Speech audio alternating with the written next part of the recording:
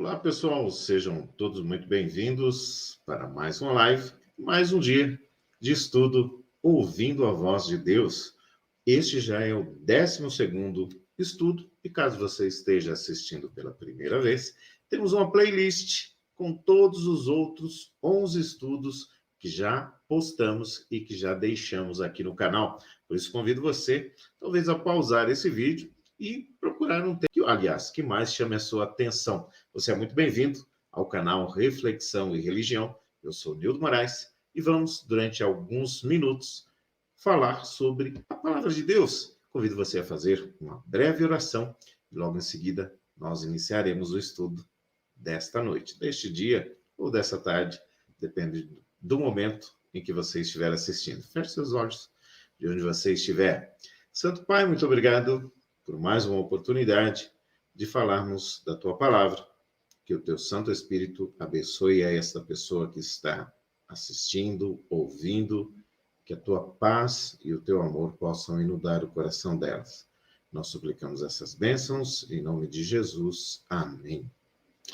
Muito bem, pessoal, vou compartilhar aqui a tela com vocês. Vamos analisar aí o que vimos, relembrar, né? O que vimos aí no último estudo e daremos, então, sequência. Então, nós vimos no estudo 11, falando sobre a salvação pela graça. A salvação em toda a Bíblia é pela graça, desde o Antigo Testamento, no Novo Testamento. E para nos salvar, Jesus morreu na cruz do Calvário. O primeiro passo que confirma a salvação é aceitar o Cristo. O segundo passo é arrepender-se e converter-se. O terceiro passo é a confissão dos pecados. O quarto passo é amar Jesus e obedecer os seus mandamentos. O quinto passo é ser batizado por imersão, como foi Jesus. E o sexto passo é ser perseverante, ou seja, continuar praticando. Praticando o quê? A fé, a confiança em Deus. E em que devemos perseverar, em ler a Bíblia, orar, ir à igreja e pregar o Evangelho. E o tema do estudo de hoje é o Santuário de Deus. Você já ouviu falar sobre este tema? Nós vamos falar de forma mais abrangente, mas quero desde já me prontificar. Caso você tenha alguma dúvida, deixe nos comentários. Nós vamos responder aí a sua dúvida. Temos aí uma equipe preparada, ou que ora diariamente, buscando a presença do Espírito Santo, para responder a todo e qualquer questionamento. Eu vou deixar em tela inteira para ficar mais fácil e em algum momento ou outro momento eu retorno aqui a tela para mim. Perfeito? Bom, vamos lá, pessoal. O santuário de Deus. Em determinado momento, Deus falou para Moisés, construa um santuário, um templo, onde eu possa habitar com o povo. E o modelo foi seguido de acordo com o que foi apresentado a Moisés, e o modelo era o modelo celestial. Mas existe um santuário no céu? Sim, lá é um lugar santo, né? No céu, onde existe aí os santos anjos, o santo Deus, o santo Jesus, o Espírito Santo. E lá é um lugar verdadeiramente santo. E no lugar do santuário celestial, Jesus realiza duas tarefas: a intercessão, como nosso sumo sacerdote, a obra do juízo, que antecede a sua segunda vinda. Nós vamos, no decorrer do estudo, verificarmos o que significa, na verdade, isso, né, que nós estamos aí abordando com você, para ficar mais fácil. Este é um tema verdadeiramente não muito fácil. E entendemos isso. E, claro, deixamos aí a possibilidade, como mencionei, que você possa entrar em contato conosco e, então, tirar as suas dúvidas. Perfeito? Eu estou ajustando aqui alguns outros itens para nós darmos prosseguimento. o santuário de Deus. Então, a fim de que possamos desfrutar plenamente os benefícios do Evangelho, devemos entender a obra que Jesus fez por nós no passado, o que ele faz agora e o que fará no futuro. No decorrer do estudo, isso vai ficar mais claro para você. E como sempre nós fazemos, colocamos algumas perguntas para que fique mais didático o estudo. Sempre lembrando que você pode ou perguntar nos comentários ou ao vivo aqui no chat, tá? Que pedido especial fez Deus a Moisés? Nós já falamos dele logo na introdução. Êxodo, o livro de Êxodo fica no Antigo Testamento e é o segundo livro da Bíblia. Eu quero que você que esteja nos assistindo ao vivo possa dar um retorno se o som está ok, se o vídeo está saindo legal. Isso é bem importante para a gente, tá?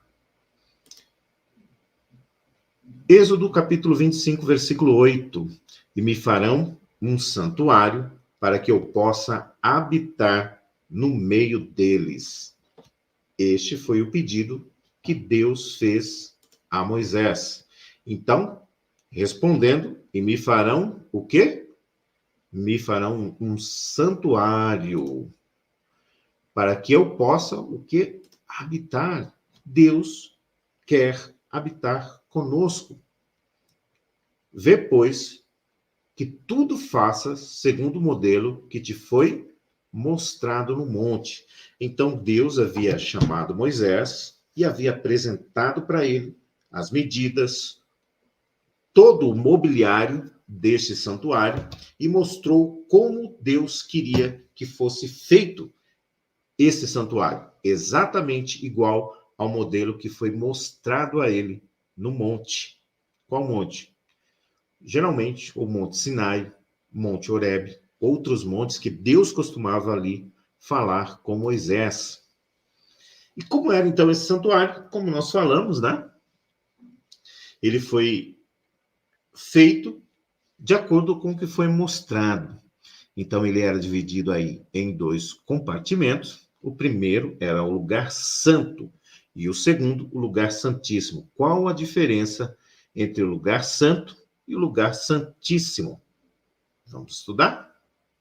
Tem todas essas passagens aqui, ó, que nós vamos ler e, claro, deixo alguns segundos aí para que você possa anotar, conferir na sua Bíblia, para que seja verdadeiramente um estudo que você possa comprovar e até mesmo discordar, se for o caso, né? Aceitamos aí todos os tipos não, né? Comentários que venham a contribuir para o crescimento e isso, ideias, às vezes divergentes, nos ajudam também a crescermos, tá? Então, ó, de acordo com Êxodo 40, 22, 24 e 26, Êxodo capítulo 40, caso você não seja familiarizado, tá?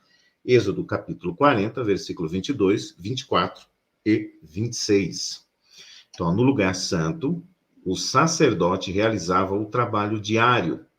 Hebreus capítulo 9, versículo 6. E continha uma mesa com pães, o candelabro e o altar de incenso.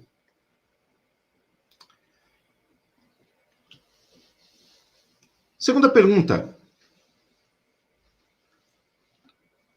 Como era o santuário? Vamos ler?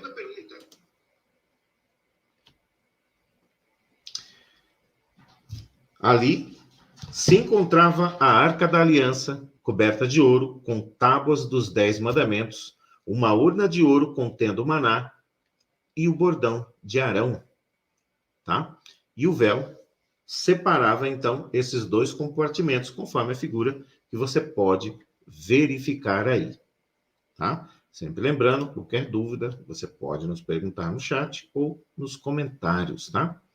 À frente do lugar santo, ou seja, fora o átrio, né? Ficava o pátio no qual estavam o altar de holocausto e a pia em que os sacerdotes lavavam as mãos. Então, como funcionava, pessoal? Nesse lugar aconteciam os sacrifícios diários, tá? O sacrifício da manhã e o sacrifício da tarde. Esse altar de holocausto,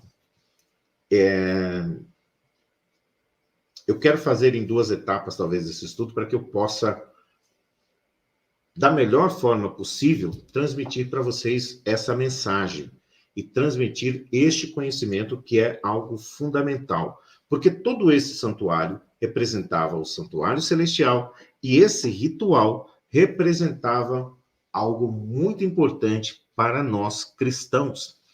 O que era imolado nesse altar do holocausto? Era um cordeiro sem manchas que representava a quem? Exatamente quem você pensou aí.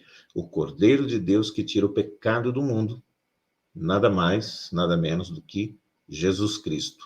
Toda essa simbologia apresentava a mensagem de que algum dia Jesus Cristo viria e morreria e os seus sacrifícios seriam um sacrifício vicário. O que quer dizer um sacrifício vicário? Um sacrifício eterno, para sempre.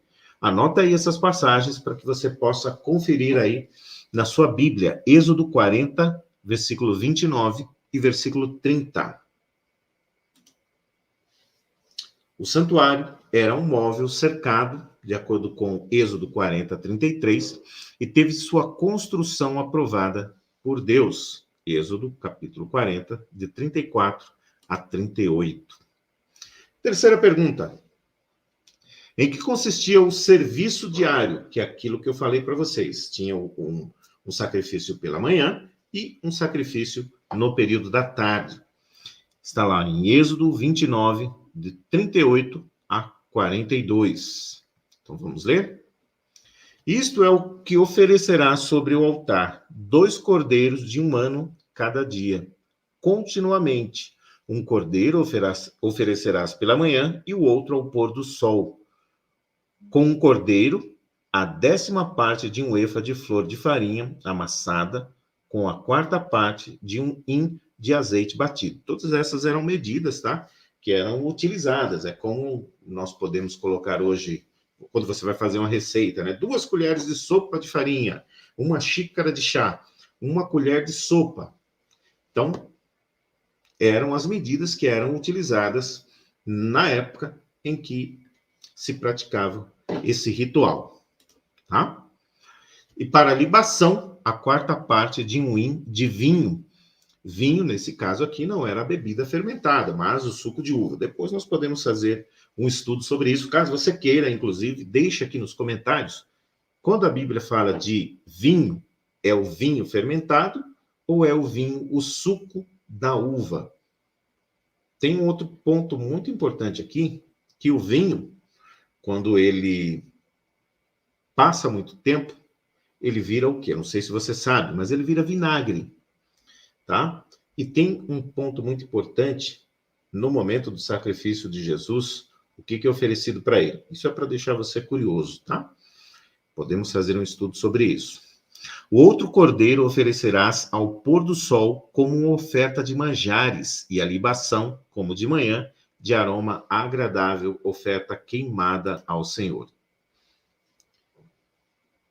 E este será o holocausto contínuo por vossas gerações, à porta da tenda da congregação perante o Senhor, onde vos encontrei para falar contigo ali. Vos encontrarei para falar contigo ali. Então, o desejo de Deus era que o povo construísse um santuário com o modelo exato do céu, apenas um modelo, para que Deus pudesse, então, habitar ali, um local onde ele pudesse encontrar o povo. Então, em que consistia o serviço diário? Oferecer 2 cordeiros, oferecer 2 cavalos, oferecer 2 aves? Qual desses aqui? E como eu disse lá no início, os cordeiros sacrificados representavam Jesus, que na cruz morreria pelos pecados. Então, oferecer 2 cordeiros, porque Jesus é o Cordeiro de Deus que tira o pecado do mundo. Vamos seguir.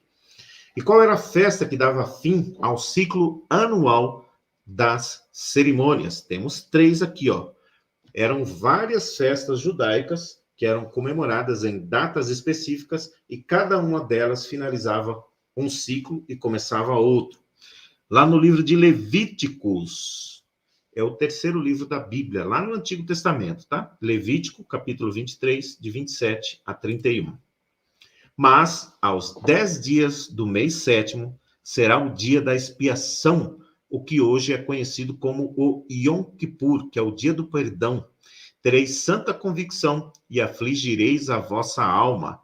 Trareis ofertas queimadas ao Senhor. Nesse mesmo dia, nenhuma obra fareis, porque é o dia da expiação, para fazer expiação por vós perante o Senhor, o vosso Deus. Então, pessoal, como funcionava? A cada período existiam as festas das colheitas, a Páscoa, o dia da expiação. Eram várias festas judaicas e eram comemorados em dias específicos, tá? Deus é um Deus de ordem. Então, voltemos aqui ao estudo.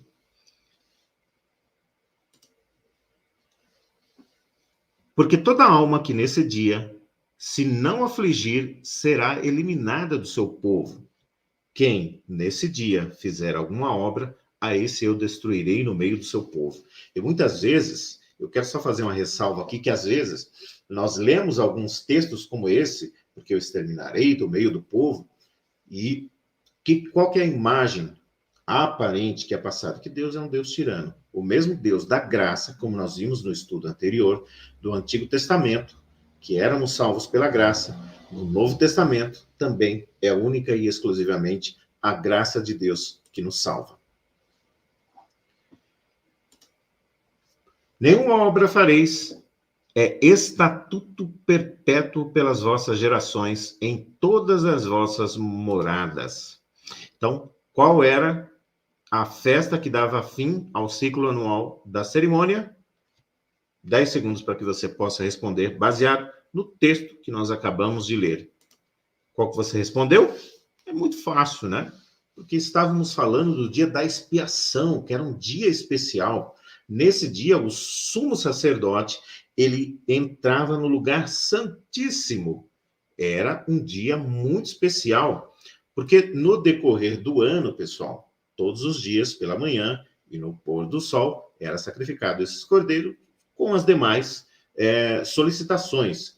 Mas nesse dia, especificamente, nesse dia, todo esse ritual, ele era praticado lá no altar de holocaustos, onde era imolado o cordeiro, tem toda a cerimônia, que nós podemos, inclusive, fazer um outro estudo, não dessa sequência, mas em um outro momento, falarmos sobre esse tema, que eu particularmente acho muito interessante. Mas no sétimo dia, no 10º dia do sétimo mês, tinha esse dia especial. Hoje é conhecido como o Yom Kippur, o dia do perdão. Quinta perguntinha aí. Em que consistia a purificação do santuário? Levítico 16. Aqui, só marcar com falso e verdadeiro, tá? Caso você queira, eu posso te enviar esse PowerPoint em PDF, esse estudo completo. Aí o que fica... Como ficaria fácil para você, caso você queira acompanhar? Eu te mando o estudo, você vai estudando. No dia que nós formos fazer a live sobre o tema, você pode interagir, fazer perguntas, tá bom? Então vamos lá. Levítico 16. Acontecia o sacrifício diário, como nos outros dias? Sim. O sacerdote oferecia um bezerro e um cordeiro por si e por sua família? Verdadeiro. Lançava sorte sobre os bodes? E aí? É um outro estudo que nós podemos fazer, tá? É verdadeiro. O sacrifício do bode era oferecido a Deus? Verdadeiro. O sangue do bode era aspergido no lugar santíssimo? Verdadeiro. Os pecados eram transferidos para o bode Azazel, que era enviado para o deserto? Esse é um outro estudo também que nós devemos fazer para que fique mais claro para você, tá? Existiam 2 bodes durante esse período. Um era o bode Azazel, que o sumo sacerdote confessava os pecados no ouvido desse bode e, figuradamente, era transferido todos os pecados para aquele bode e ele era enviado ao deserto, tá? Então, também é verdadeiro, tá? Então, ó, Através do sacrifício diário, os pecados eram transferidos simbolicamente do pecador arrependido para o santuário. Uma vez por ano, realizava-se a limpeza ou purificação do santuário no dia da expiação, removendo os pecados para o deserto. Para que fique claro para você aí, tá? Então, todo dia era oferecido, mais uma vez, um sacrifício pela manhã, outro à tarde. Uma vez por ano, era, então, feita uma cerimônia diferente. O sumo sacerdote entrava no lugar santíssimo e ele oferecia ali uma oferta especial. Era sacrificado, então, um bezerro, né, como nós lemos, e tinha também 2 bodes. Tá? Um desses bodes era sacrificado e oferecido para Deus, o outro era confessado sobre a sua cabeça todos os pecados e era enviado para o deserto, como se fosse uma purificação. Simbolicamente, era transferido o pecado de todo o povo de Israel durante aquele ano para o deserto. Perfeito?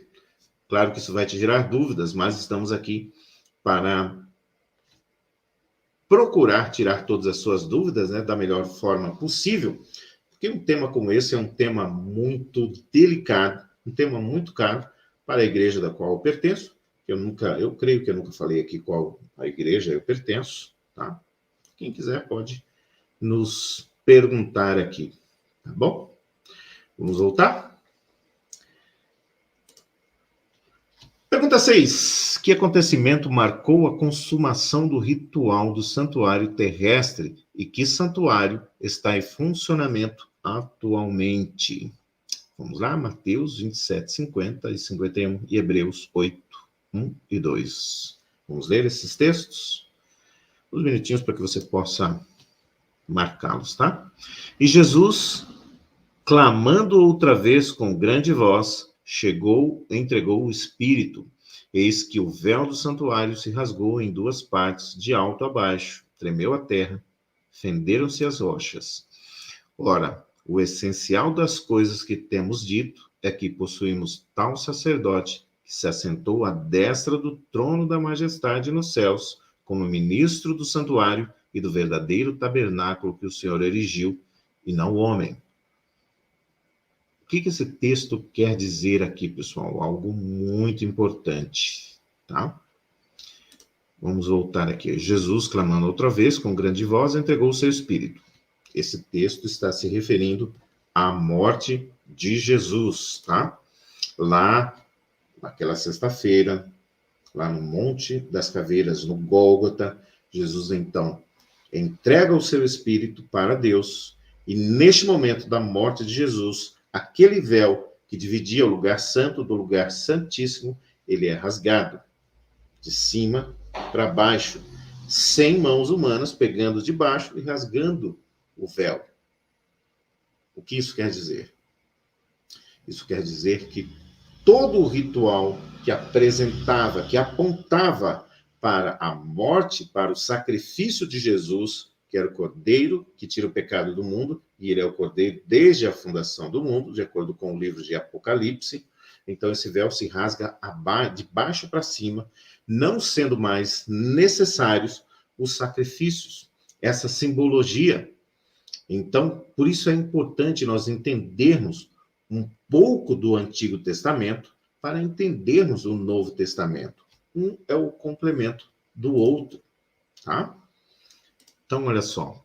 O essencial das coisas que temos dito é que possuímos tal sacerdote, Jesus, que se assentou à destra do trono da majestade nos céus, do lado direito de Deus, como ministro do santuário e do verdadeiro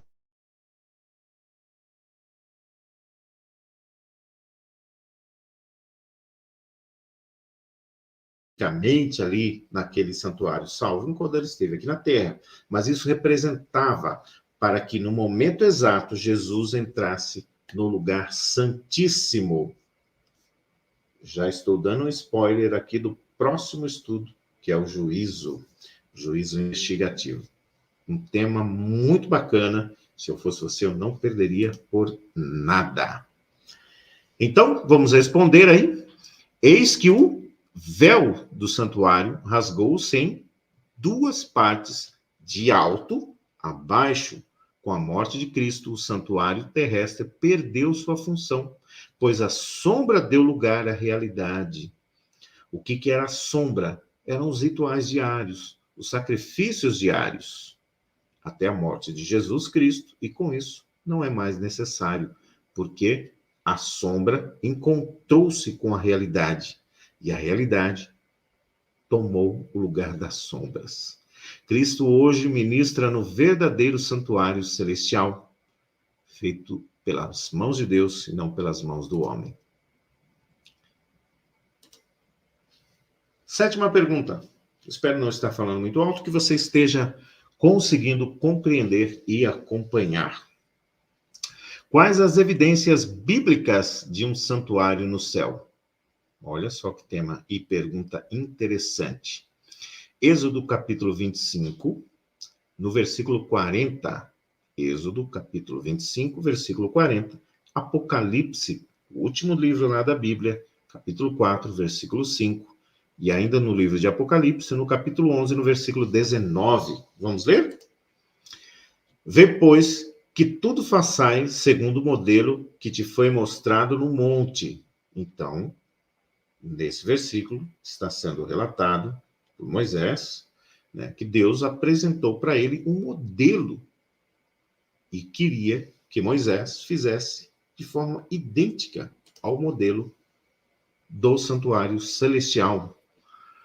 Apocalipse capítulo 4, versículo 5. Do trono saem relâmpagos, vozes e trovões, e diante do trono ardem 7 tochas de fogo, que são 7 Espíritos de Deus. Ainda no livro de Apocalipse, no capítulo 11, no versículo 19. Abriu-se então o santuário de Deus, que se acha onde? No céu. E foi vista a arca da aliança no seu santuário. Sobrevieram relâmpagos, vozes, trovões, terremotos e grande saraivada. Então, os relatos bíblicos dão evidência de que existe um santuário celestial. Abriu-se então o santuário de Deus, que se acha onde? No céu. E foi vista o quê? A arca da sua aliança. Dentro dessa arca, de acordo com o relato, existe ali a tábua dos 10 mandamentos e o varão, a vara de Arão, o irmão.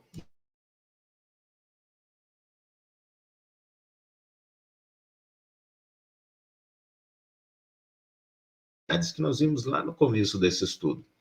A intercessão, simbolizada pelo serviço diário, né? Que era lá um sacrifício contínuo, pela manhã e à tarde, e julgamento, tá? Representado pelo dia da expiação. Como funcionava isso, pessoal? Mais uma vez, eu já expliquei, né? Que eram sacrifícios diários, onde representava ali períodos de intercessão, e representando também o juízo final, uma vez por ano, o dia do perdão, no 10º dia do 7º mês. Tá? Então, encerrava-se esse ciclo. Era confessado na cabeça do bode todos os pecados do povo e era enviado para o deserto. Espero que você tenha entendido, mas eu vou entender caso tenha ficado algum ponto em que você não tenha entendido. Vamos estudar novamente. Estamos aqui para auxiliá-lo da melhor forma possível, tá? Sempre que um pecador arrependido vai a Deus em nome de Jesus e pede perdão, Cristo intercede por ele no santuário celestial, aplicando em seu favor os méritos do seu sacrifício na cruz. Mas ele também realiza o trabalho de juiz neste julgamento. Vamos recapitular? O santuário celeste, o santuário terrestre, foi feito segundo o modelo do santuário do céu. Era dividido em quantos compartimentos? 2. O lugar santo e o lugar santíssimo. O sacerdote oferecia o quê? 2 cordeiros, um pela manhã e o outro à tarde. No dia da expiação, era feita a remoção dos pecados. Jesus, hoje em dia, está atuando no verdadeiro santuário que existe onde? No céu. E como sempre, o nosso compromisso de fé. Creio que existe um santuário no céu. Reconheço que Jesus Cristo é o único mediador entre mim e Deus. Essa é uma decisão muito importante. E aceito-o como meu Salvador, a fim de que seja absolvido no juízo final. porque é Jesus quem vai nos julgar. Próximo estudo, dando sequência a esse tema, falando sobre o juízo. Um fato bíblico indiscutível é que todos os seres humanos, de todos os tempos, enfrentarão o julgamento de Deus. De que modo ocorrerá esse julgamento? Sob que critérios ele estará sendo fundamentado? Quem é esse juiz? Acabei de falar. E como serão e poderão ser absolvidos todos aqueles que desejarem. Eu agradeço demais para você que assistiu esse estudo até agora. Desejo que Deus abençoe a sua vida. Nos escreva nos comentários o que você achou desse estudo. Convido você, caso ainda não seja inscrito, a se inscrever no canal, compartilhar esta informação. Se você achou relevante, curta, comente, aquele combo completo. Inscrição no canal, curtida, comentário e compartilhamento.